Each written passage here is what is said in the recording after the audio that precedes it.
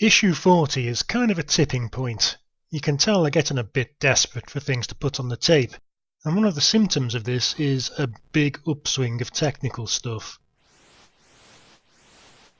Take this for example. It's Monster Mash, again. Or is it? Yes, it is, but it's the unenhanced version. Why is it the unenhanced version? Because they're running a series of articles about how to enhance shoot-'em-up construction kit games, and this is the example they give you to muck around with. Or this, Interword, a word processor. Quite nice, I guess. I've never actually used a C64 word processor ever, so I have nothing to compare it to, but it seems okay. 80-column mode, unfortunately leading to letters a grand total of 3 pixels wide, and graphics seemingly ripped straight from the Amiga version, including the mouse pointer. Big problem, it originally came on disc. There's no option for tape saving, so it was pretty much completely useless to me back in the day. I never had a disk drive. I don't remember anyone I knew as a kid having one for their 8-bit machines either. Pretty uncommon in the UK. Oh well.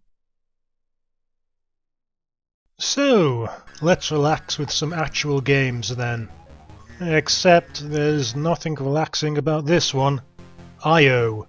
Stands for Into Oblivion, apparently. Not the Moon of Jupiter that was in that Sean Connery film with the dodgy explosive decompression effects.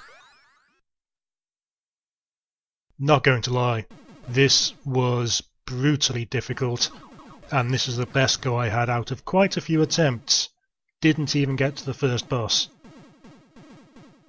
You lose all of your power-ups on death, you go back quite a bit as well, you barely have any warning of half the enemies when they come in, and it seems to be more of a memory test than anything else. I can't stand these types of shooters, I'm afraid. No matter how nicely they're put together, and there's no denying that this is technically very competent. I looked up a video on YouTube. You can complete the game in a little over 10 minutes if you know what you're doing, which I very clearly do not, in any way, at all. Let's try again.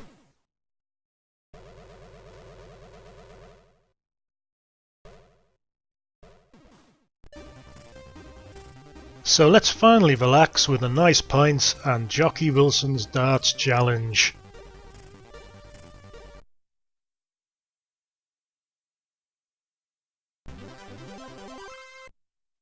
I didn't notice the comedy names first time I played this, I'll be honest. It is, yet again, a darts game with a wobbly cursor that you have to time carefully pressing. It has a strange looping motion. It's not quite, well, it's not random at all. Nice booze and cigs animation based here. Anyway, darts. Like every other darts game you have ever played, from the beginning of time until the death of the universe, this is how they work. And as they go, pretty competent, does the job. Nice high-res graphics for the darts board, nice little animation there, nice variety of modes. You can play against computer opponents, play against friends. You can play around the clock, which is a nice little variation where you have to get all the numbers in a row, and you can select whether you have to get doubles or trebles or whatever. In conclusion, darts.